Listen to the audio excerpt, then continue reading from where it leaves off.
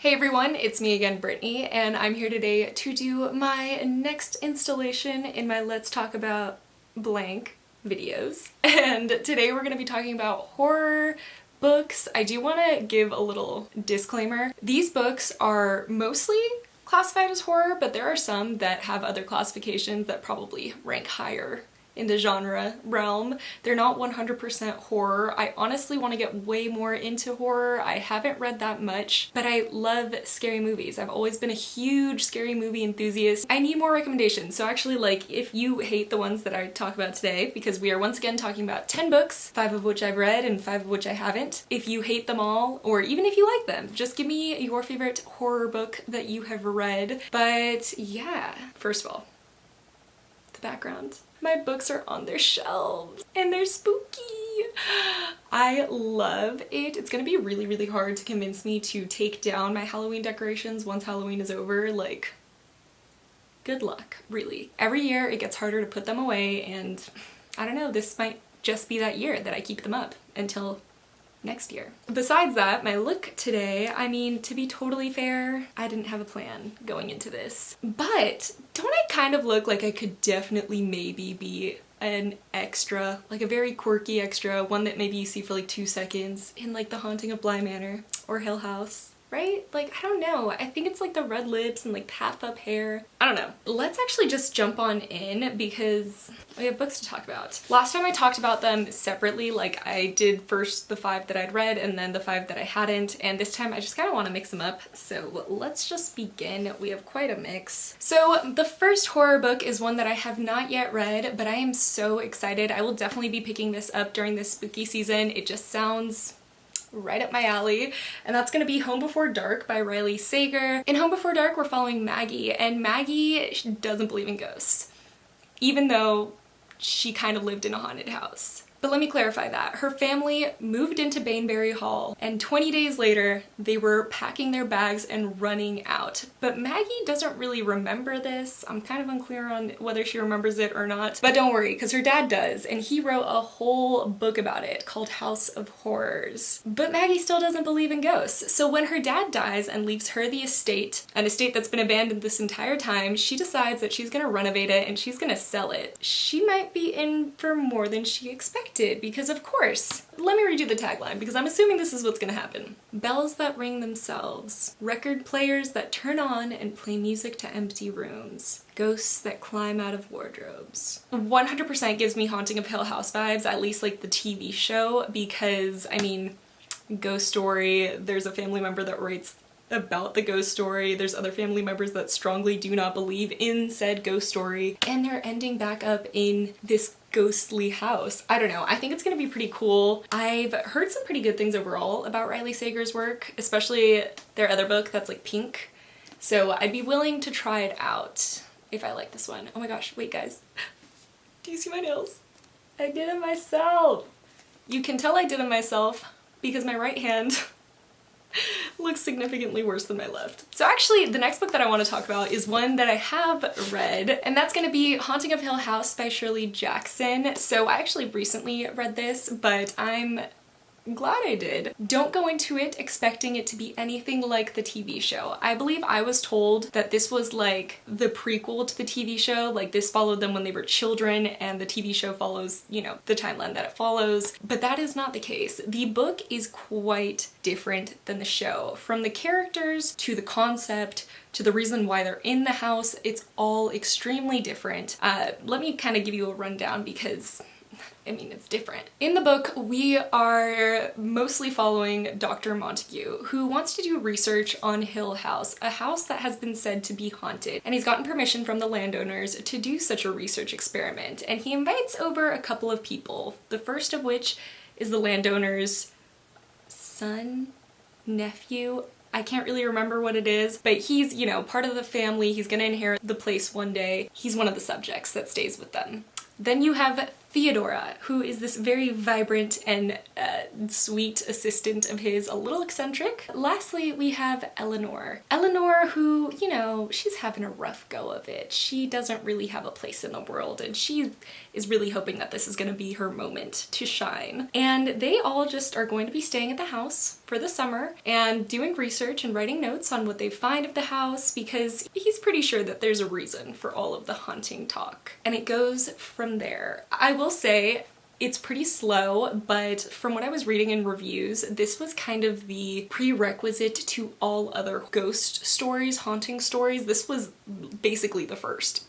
I could be wrong, but that's the reviews that I was reading. So in that case, I will give it a pass because it's not like an in-your-face horror book. There isn't a lot of gory or paranormal activity happening. It's actually very psychological for the most part. It's a lot more about the relations between the characters. If you want something that's gonna be kind of spooky, pretty spooky, definitely on the edge of your seat, but not overly scary, I think that this is a good one. The next book that I want to talk about is a classic. I just feel like I wanted to include a classic in this horror genre, and that's gonna be Frankenstein by Mary Shelley. Iconic. We love that a woman basically started the science fiction genre in a time where women weren't allowed to write. I really want to read this. I mean, I feel like everyone had that misconception at some point in their life where they thought Frankenstein was the monster, and they all had that mind-blowing moment when we realized that Frankenstein was the scientist that created the monster, and the monster's called Frankenstein's monster.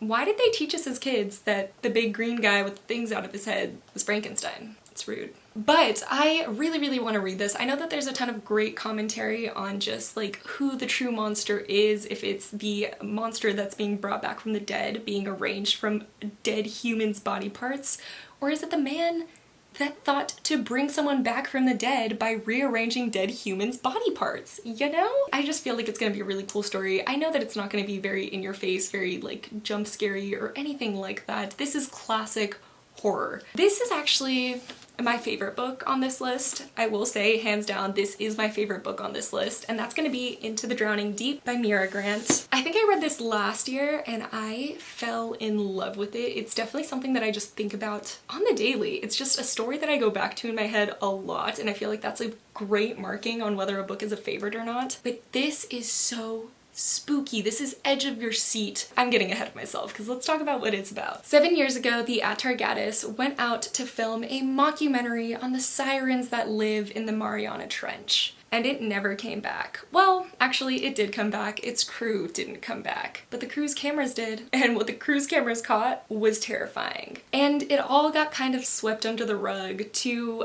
forever be a mystery until a new crew has been assembled, a crew that has been handpicked to specifically research and study the different facets of the Mariana Trench and what makes it so mysterious. A crew that will hopefully figure out what happened 7 years ago in that mockumentary. This is so good. I loved it. It's very suspenseful. It's so interesting from like a science fiction kind of perspective. You gotta read it. There's a scene in this, and I feel like this was the spookiest scene to me. There's a scene where they're going down in kind of like a mini like handheld, not handheld, but single person submarine that can go much deeper than any one person submarine kind of thing has ever gone before. And as they go down, they're deaf, so they only use sight. There's just things that are happening because you already can't really see. There's just like a red light, but it's so freaking spooky. I didn't describe that well at all, but let me try again. Imagine you're in a tiny bubble between you and this tiny piece of glass, thousands of pounds of ocean that are just trying to kill you. Like you're just gonna die from pressure before you drown because you're that deep into the ocean. Now imagine you're deaf. Now imagine that you only ever use sight and everything is pitch black except for a red flashing light that softly glows a few feet ahead of you. And you see something. Or do you? I don't know. It's hard to tell, right? I loved this book. This is definitely more on like the science fiction kind of aspect of horror. Now for one that I'm actually really excited about. This one I think just came out too, so I'm gonna have to try and find the audiobook for it to, you know, listen to it. And that's gonna be Plain Bad Heroines by Emily M. Danforth. The tag words used to describe it caught my attention immediately because it started by saying horror comedy. I feel like Jennifer's Body can be considered a horror comedy, and that is 100% one of my favorite movies of all time. The next one is Dark Academia. Oh yeah, you heard it right. I really want to get into Dark Academia. And then the third tagline is Victorian Sapphic Romances. Yeah. Doesn't that sound cool? The story starts in 1902 in a school for girls where two girls in particular are very into Mary's work. And they create a secret society based around it called the Plain... Is it called the Plain Bad Heroines? I think it is. I'm pretty sure that the secret society is called Plain Bad Heroines. But when they go outside on one beautiful evening to read together the book that they love so much, their bodies turn up a few hours later, attacked by angry wasps. Within a few months, there have been 3 more deaths, one more tragic than the other, and the school has to shut down, never to be reopened. Until 100 years later, a story is written about the school, and it's being turned into a movie. So once again, this school for girls' doors are going to be opened up for our 3 main characters, 2 of which are playing those original 2 girls that created this society, and 1 of which is the author. But maybe the doors were closed for a reason. I just think it's gonna be really fun. I think it's gonna be a little bit spooky, a little bit psychological, a little bit haunting-esque. I'm not sure where it's gonna lie. It could be anything, but I'm really, really interested in the whole horror comedy thing, so. Chala. Okay. Now for something a little bit less spooky for any of my people that just want like a good time, like a good Halloween vibe story that maybe isn't going to like scare your pants off. And for that, I mean, I haven't read it yet, but I've heard really good things about this. And that's gonna be City of Ghosts by Victoria Schwab. I have to read this year. I have to read this month because it's on my like list for books that I want to read in a year. So it's gonna be done. It's gonna happen. I'm excited. The concept of this story just sounds so good. Cass is our main character and she almost died. No, well, okay, she really did die, but she just doesn't like to think about it, you know? And ever since she came back from that traumatic life event, she can see ghosts. And she hasn't really told anyone about it. She's just kind of like carrying that burden for herself. And of course, as fate would have it, her parents get a gig being TV show hosts for the most haunted places in the world. And their first stop, Edinburgh. As if Cass didn't have it hard enough already trying to figure out what was going on, you know, how to control her powers. It definitely has to speed up the learning process because this is a city of ghosts and there is something happening. Luckily though, she's gonna meet a friend on the way that also has the same powers. It just sounds like a good time. There's a cat on the cover. I hope the cat's alive. I don't know. I don't know if I can handle if her cat died and that's her best friend in the afterlife. I do still hear that this is pretty spooky. Like it definitely has its moments where you're a little spooked, but it's definitely more about like the journey and the character than like trying to terrify you, you know what I mean? Let's do a couple of fun ones. This is a graphic novel and it honestly can be considered more of like a fantasy graphic novel, but it's definitely pretty horror in a lot of ways. It's a girl who, she's in the middle of a war between races, a very, very bad war, a very tragic war. You're seeing the devastation of people that have been at war with each other for a long time. The poverty, the illnesses, the injuries, the everything. And she's kind of in the middle of it because she definitely looks like a normal human being, but looks can be deceiving because she has a literal monster under her skin, in her skin, that's trying to eat away at her kind of, but also help her. It's really good. I feel like you guys have definitely heard me talk about monsters a few times. I just love this storyline. I've read the first 2 or 3 books. Art style is beautiful. It's definitely tragic, it's definitely sad, but it just has like a good balance, I feel. This story packs a punch. I feel like graphic novels don't normally hold enough story for me per volume, but this one does. And now kind of on the same lines, and that's gonna be Death Note. I've only read the first of the Black editions, which is the first 2 volumes. I watched this show when I was young, so I know what's gonna happen, which makes it harder to want to read it, but it's so good. And I wouldn't even really classify this as horror, but it's definitely spooky. We're following Light, who's just, you know, a classic straight A student who has his life together and who's definitely gonna get into whatever school he wants to and have an amazing career and all that stuff, and he's kind of bored. So when he finds a notebook on the ground, a plain black notebook that says Death Note on it, he picks it up and he takes it home. And when he reads the instructions and sees that whoever's name that he writes in that book is gonna die, but like, are they really though? And he uses it. And he discovers that it's true. And a Shinigami is his death friend because the Shinigami is attached to the Death Note and he's kind of what gives it its power. And the Shinigami was also pretty bored in his Deathlands, which is why he dropped the notebook. And they pair up to, you know, use their powers for good and kill bad guys, which is when L gets involved, and he's a detective trying to figure out who this mysterious person is and how all of these deaths are connected. There's no evidence, there's no common thread, there is nothing, and he has to figure out who's doing it. I love this. I think it's a great discussion on who's in the right and who's in the wrong, because yeah, evil people dying doesn't sound that bad, but like, should you have that kind of power? Should any one person have the power to kill someone based off of what they feel is wrong? And I really like the Shinigami Death Eater thing.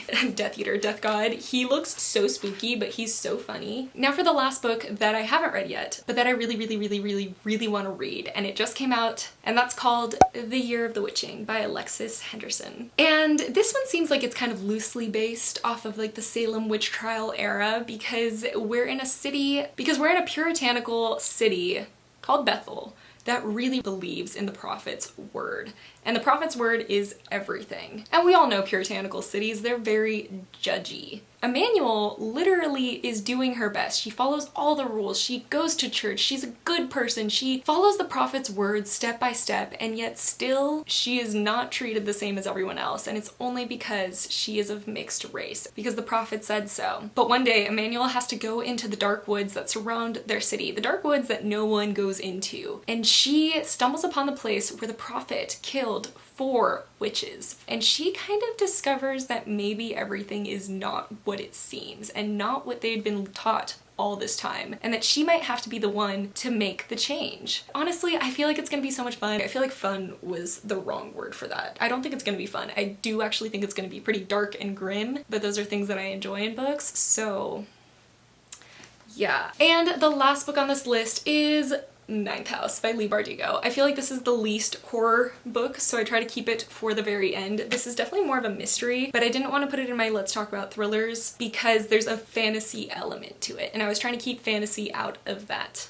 recommendation video. I just read this. I feel like there's so much that I have to talk about that I need to narrow down my thoughts real quick. Basically, Alex is at Yale, somewhere she literally never ever thought that she would be, because she sees ghosts, and that's pretty freaking rare. The Ninth House needs someone with her powers, because the Ninth House in particular tries to keep the peace between the 8 other secret societies of Yale. 8 secret societies which practice in some pretty interesting magic. But Alex is new at this. She's a rookie. She needs her mentor, and her mentor is missing. She's kind of on her own to try and figure out if a very mysterious murder near Yale has anything to do with the secret societies. It's a very intriguing story. I will say it's pretty slow. Don't go into it with like very thrillery expectations. It's a slow mystery, and we are also following like some different timelines because we learn more about Alex through flashbacks and more about the mentor through flashbacks, and we're also following the general mystery. As far as like mysteries go, there were some pretty big twists on the flashbacks that I never would have guessed. But the actual mystery itself, I guessed kind of early on. I just didn't think I was right, and then I ended up being right, you know? But it was still enjoyable. I think that for about 80% of the book, I could not put it down. I read this in a day, guys. It's a 20-hour long audiobook. I read it in a day. It gets pretty dark in a lot of areas. A huge trigger warning for like sexual assault and rape in general. There's a few incidences. Besides that, there's also like trigger warnings for like drug abuse and just a lot of trauma. For all of these books, actually 100%, if you're sensitive to anything at all, look at the trigger warnings, because horror and thrillers tend to, you know, use those. That's kind of it. That's all. That's the 10 books that I had to talk about. I hope you enjoyed it. I know that, again, I'm not the biggest horror reader, but I really want to get into it. I don't know what's kept me from reading horror for so long. I think that my mind always just tries to save anything thrillery or horror-y for October, but I am trying to like push out of that mindset because I like it year-round. So yeah, definitely leave some comments down below with some recommendations if you have any. And oh my gosh, wait, I've been really enjoying seeing your guys' spooky emojis. So let me think. I feel like we should do a ghost. Did I already do a ghost? I cannot remember. Oh my gosh, no, let's do the knife. If you made it to the end of this video, do the knife emoji, because I just feel like that's perfect for horror. That's gonna be it for this video today, guys. I hope you like my new background, but I'm so happy with how my bookshelves turned out. I hope you're living your best spooky lives, and I will see you in my next one. That's gonna be it. Goodbye. Cool. That was weird. All right. Home Before Dark has to do just horror. Horror is such a hard word to say. It would, because I don't know, I don't, anyways, let me explain. But either way, I'm really excited because I already talked about it. We know.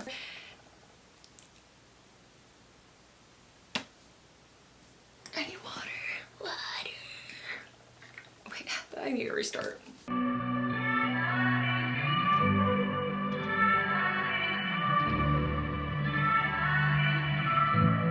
We're beautiful creatures.